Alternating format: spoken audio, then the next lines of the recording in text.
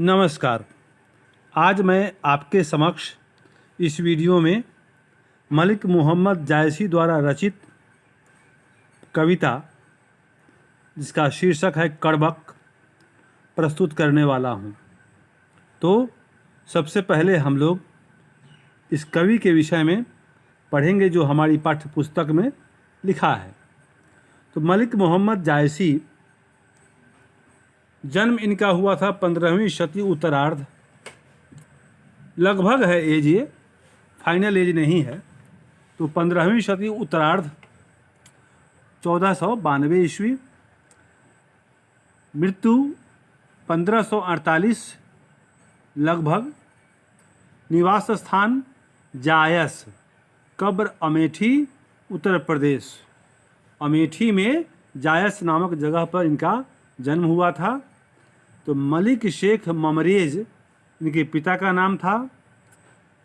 सूफी संत गुरु इनके थे सूफी संत शेख मोहिंदी और सैयद अशरफ जहांगीर। वृत्ति इनका जो पेशा था वो था आरंभ में जायस में रहते हुए किसानी, बाद में शेष जीवन फकीरी में। बचपन में ही अनाथ हो गए। साधुओं फकीरों के साथ भटकते हुए बचपन बीता। व्यक्तित्व देखने में कैसे थे उसकी बात होगी अब। तो व्यक्तित्व था इनका चेचक के कारण रूपहीन तथा बाईं आंख और कान से वंचित। चेचक के कारण पूरा चेहरा दाग धब्बों से भरा हुआ था। बाईं आंख खराब थी और कान भी खराब थे। मृदुभाषी, मनस्वी और स्वभावतः यह संत थे। मनस्वी थे, बहुत जानकार व्यक्ति थे, मुनि जैसे थे और मृदुभाषी थे, बहुत विनम्र थे बोलने में। कृतियाँ इनकी है पद्मावत, अखड़ावट, आखिरी कलाम, चित्ररेखा, कहरानामा, महरी बाईसी उसी का नाम है, मसला या मसला नामा, खंडित प्रति प्राप्त, इसकी पूर्ण प्रति प्राप्त नहीं है। इनके अतिरिक्त चंपावत, होलीनामा, इतरावत आदि कृतियाँ भी उल्लेख में आती हैं। ये इनके विषय में।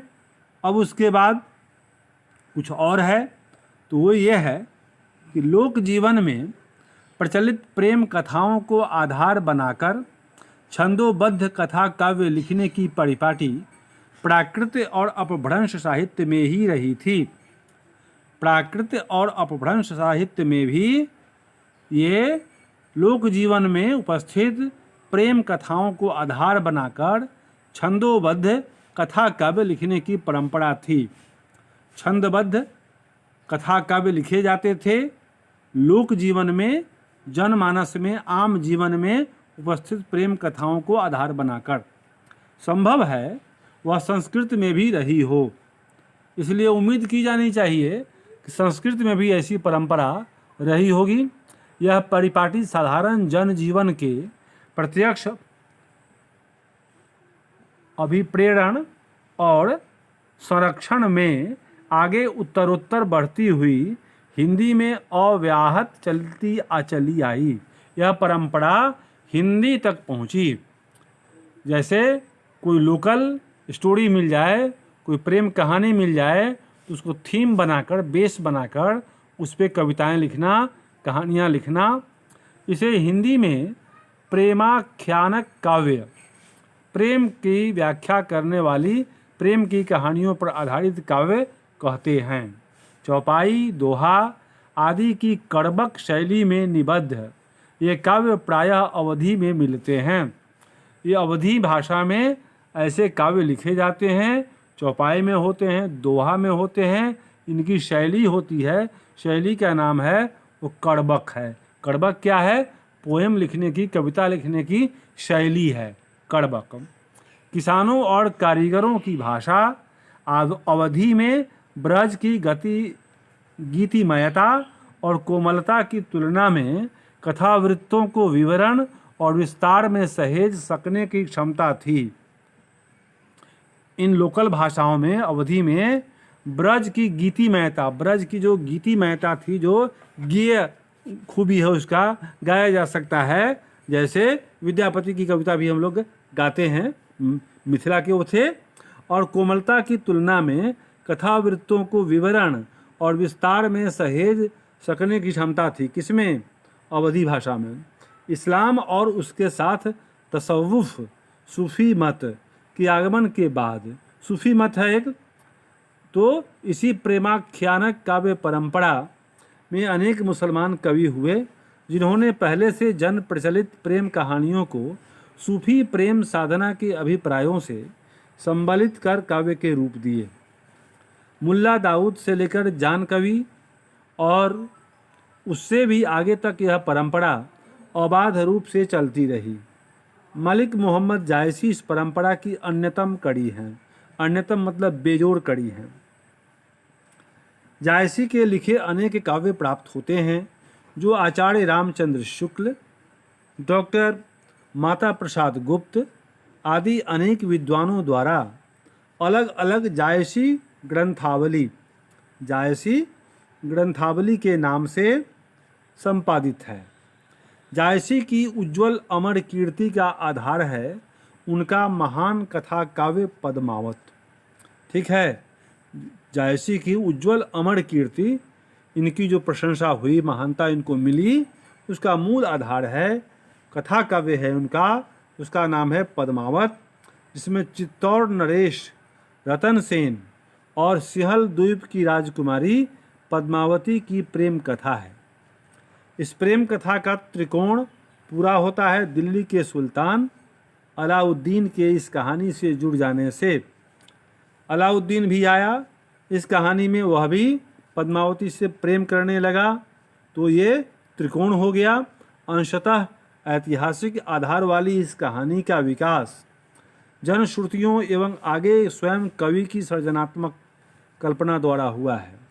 यह कोई ऐतिहासिक बात हो, ऐतिहासिक आधार इसका लिखित आधार पर नहीं है, लेकिन हाँ जनश्रुति है, लोग आपस में बात कहते हैं, कहानियाँ हैं, लोकोक्तियाँ हैं इसके विषय में, और कवि अपनी सृजनात्मकता, अपनी कल्पनाशीलता के द्वारा इसको जिंदा रखे हुए हैं और माना जाता है ये कहानी थी। मलिक मोहम्मद जायसी प्रेम की पीर के कवि हैं। उनको प्रेम में कितनी पीड़ा होती है, इस पीड़ा को प्रदर्शित करने में उन्हें महारत हासिल है। मार्मिक अंतर्व्यथा से भरा हुआ यह प्रेम अत्यंत व्यापक, उनकी व्यथा जो है व्यक्तिगत है, लेकिन उसका समष्टीकरण वो करते हैं, वो उसको सामाजिक तारतम्य में ले जाते हैं। ये उनकी खूबी है, व्यक्तिगत पीड़ा को वो सामाजिक पृष्ठभूमि पर खड़ा करते हैं। यही उनके साहित्य की खूबी है। गूढ़ आशयों वाला और महिमामय है। यह प्रेम अनुभूतिमय है, यह प्रेम अनुभव करने की चीज़ है। रासायनिक एवं इस अर्थ में क्रांतिकारी है कि यह विभिन्न पात्रों को अमिट चरित्रों के रूप में निखारते हुए उन्हें एक दिशा देकर परिणतियों तक पहुंचा देता है, एक अंजाम तक पहुंचाता है।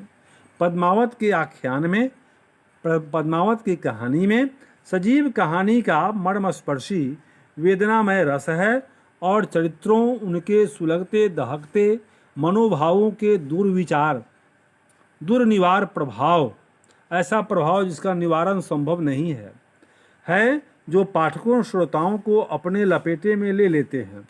इनका प्रभाव पाठकों पर अच्छा पड़ता है। इस प्रेमाख्यानक काव्य द्वारा विद्वेष और कलह के उस यंत्रणामय कठिन समय में धार्मिक, सांस्कृतिक, सामाजिक सद्भाव, वो हिंदू मुस्लिम एकता की समस्या उस समय भी थी, और साझेदारी की एक ऐसी ज़मीन जायसी ने तैयार की जो हमारी बहुमूल्य विरासत का हिस्सा है। उनका साहित्य ये धार्मिक, सांस्कृतिक, सामाजिक सद्भाव के लिए भी एक पृष्ठभूमि तैयार करता है। जायसी की इस प्रेम कहानी में प्राणों का प्राणों से, हृदय का हृदय से, मर्म का मर्म से और जीवन विवेक का जीवन विवेक से ऐसा मानवीय मेल है जो उनके काव्य को बहुत ऊंचा उठा देता है। और उसमें व्यापकता और गहराई एक साथ ला देता है। खाण जैसी मीठी और खालिश अवधि भी में लिखे गए, ये जो जिस भाषा में लिखी गई है उसका नाम है खाण। तो खाण जैसी मीठी और खालिश अवधि, शुद्ध अवधि में लिखे गए इस काव्य में कवि की विशाल हृदयता, मार्मिक अंतर्दृष्टि और लोक जीवन के विस्तृत ज्ञान की अभिव्यक्ति हुई है। ठीक है, अब आगे देखते हैं। ये देखिए, मैं आपको अलग से इसलिए कुछ नहीं बताता हूँ इसमें कि जो लिखा हुआ है ना, ये बहुत ही अच्छा और सटीक है। ज़्यादा इधर उधर पढ़ के वक्त बर्बाद करने की ज़रूरत मैं नहीं समझता। मेरी सलाह है आपको, स्पष्ट सलाह है कि जो लेखक के विषय में जो परिचय आपके पाठ्य पुस्तक में है वह पर्याप्त है। आप कम से कम उतना तैयार करें। ये कहना आसान है कि और पढ़िए, इधर से पढ़िए, उधर से पढ़िए, ये किताब पढ़िए, वो किताब पढ़िए, अध्ययन कीजिए, लेकिन कम से कम इतना आप अध्ययन करेंगे तो आपको अपनी परीक्षा में पूर्ण अंक लाने से कोई नहीं रोक सकता है। तो यकीन करें और जो पुस्तक में छपा है इसे आप पूर्णतः याद करें। ये काफ़ी है, इसे समझकर पढ़ें और इसे याद करें। ये आपको परीक्षा में पूर्ण अंक दिलाने में पूर्णतः सक्षम है। यहाँ प्रस्तुत दो कर्बक, ये जो कर्बक है, दो कविताएं हैं, अलग अलग संकलित हैं। ये पद्मावत के क्रमशः प्रारंभिक और अंतिम छंदों में से हैं, किंतु कवि और काव्य की विशेषताएं निरूपित करते हुए दोनों के बीच एक अद्वैत की व्यंजना करते हैं। प्रारंभिक स्तुति खंड से लिए गए प्रथम कर्बक में कवि एक विनम्र स्वाभिमान के साथ अपनी रूपहीनता और एक आंख के अंधेपन को प्रकृति प्राप्त दृष्टांतों द्वारा महामान्वित करते हुए रूप से अधिक और अपने गुणों की ओर हमारा ध्यान खींचते हैं। इन गुणों के ही कारण पद्मावत जैसे मोहक काव्य की रचना हो सकी। कवि का कहना है कि वह देखने में भले ही बदसूरत है, लेकिन उसके अंदर जो गुण हैं उसके चलते उसकी महानता जरूर कायम रहेगी इस विश्व में, दुनिया में। मतलब कवि का विश्वास है कि मनुष्य के रूप से ज़्यादा महत्व उसके गुणों का है। अंत के उपसंहार खंड से लिए गए द्वितीय कर्बक में कवि अपने काव्य और उसकी कथा सृष्टि के बारे में हमें बताते हैं। वे कहते हैं कि उन्होंने इसे रक्त की लेई लगाकर जोड़ा है। रक्त की लेई, लेई से हम लोग साटते हैं किसी चीज़ को, आटा को गर्म करके लेई बनाते हैं, तो रक्त की लेई है। और गाढ़ी प्रीति, और प्रीत जो उन्होंने किया है, अपना जो नेह लगाया है, उसमें जो नयन जल उनको आँख से जो जल नीचे गिरे हैं उसमें भिगो करके वह उन्होंने इस कविता को लिखा। अब न वह राजा रत्न सेन है, न वह रूपवती पद्मावती रानी है, न वह बुद्धिमान सुआ है, और न ही राघव चेतन या अलाउद्दीन ही। इनमें कोई आज नहीं रहा, किंतु उनके यश के रूप में कहानी रह गई है। फूल झरकर नष्ट हो जाता है पर उसकी खुशबू रह जाती है। कवि यह कहना चाहता है कि एक दिन वह भी नहीं रहेगा, पर उसकी कीर्ति सुगंध की तरह पीछे रह जाएगी। जो भी इस कहानी को पढ़ेगा वही उसे दो शब्दों में स्मरण करेगा।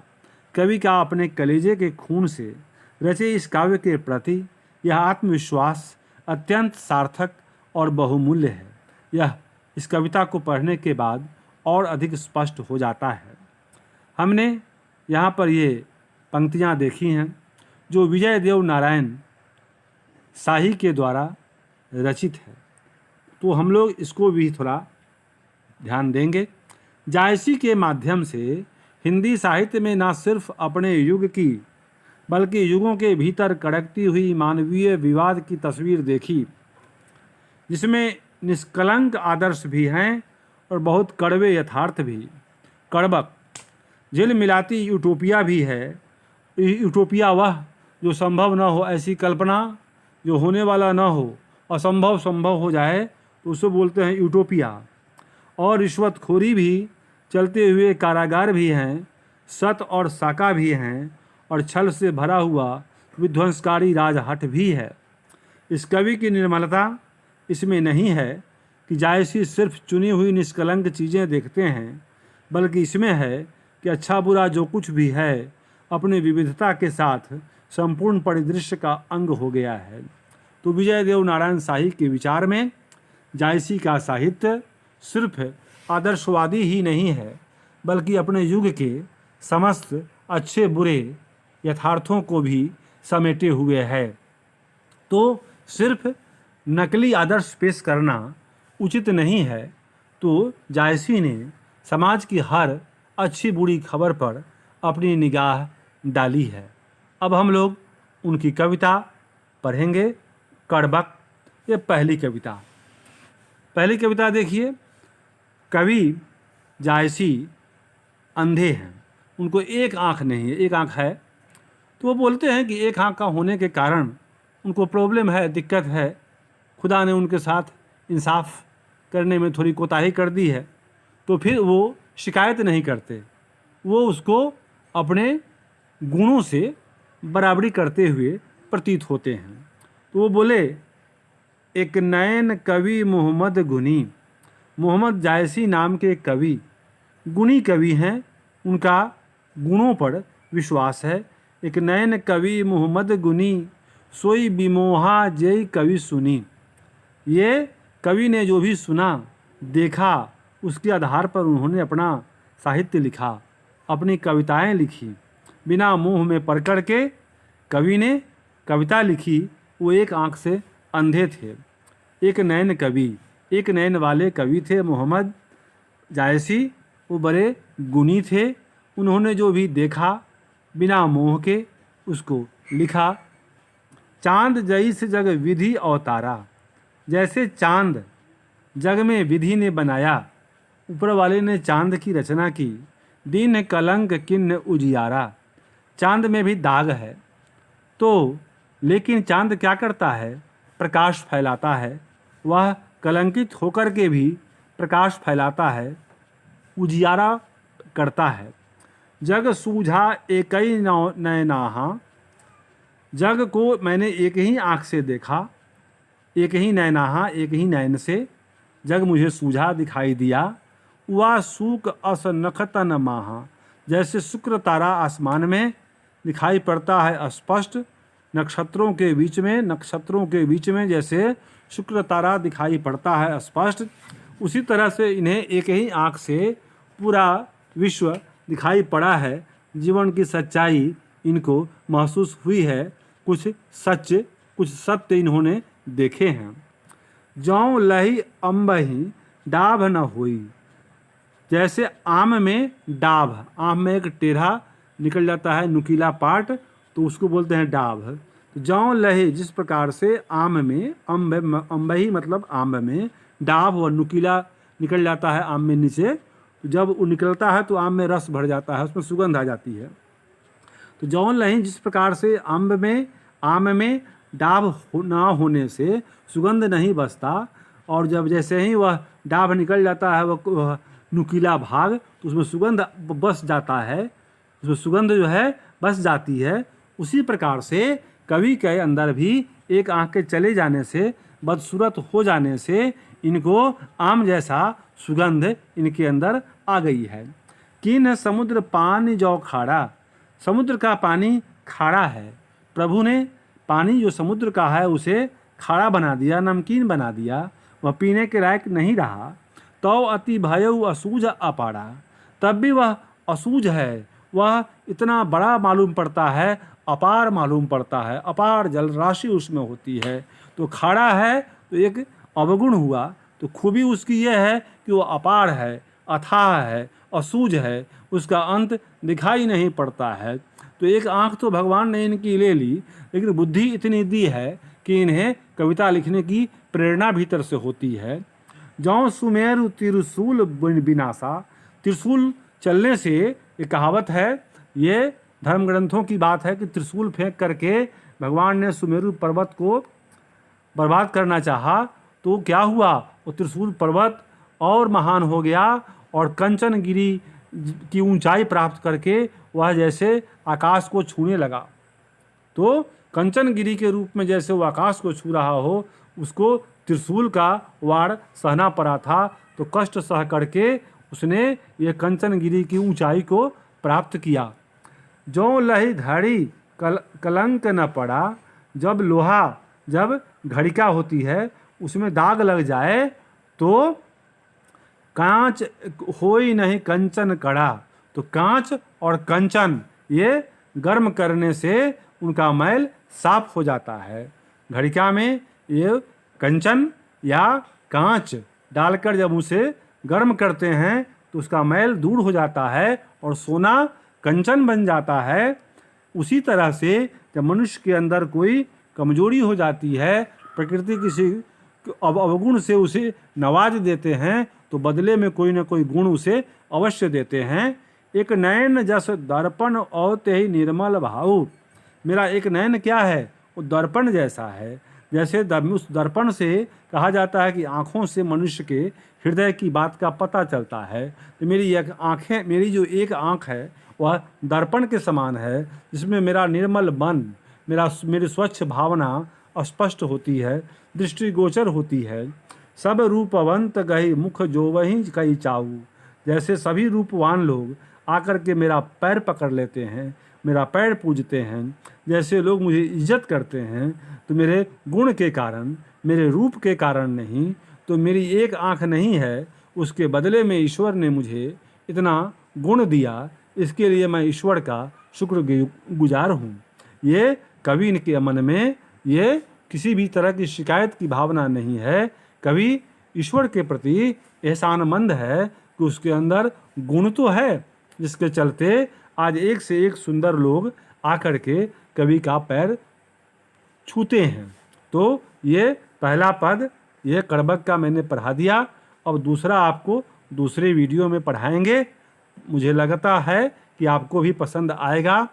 धन्यवाद, आपने इसको सुना उसके लिए।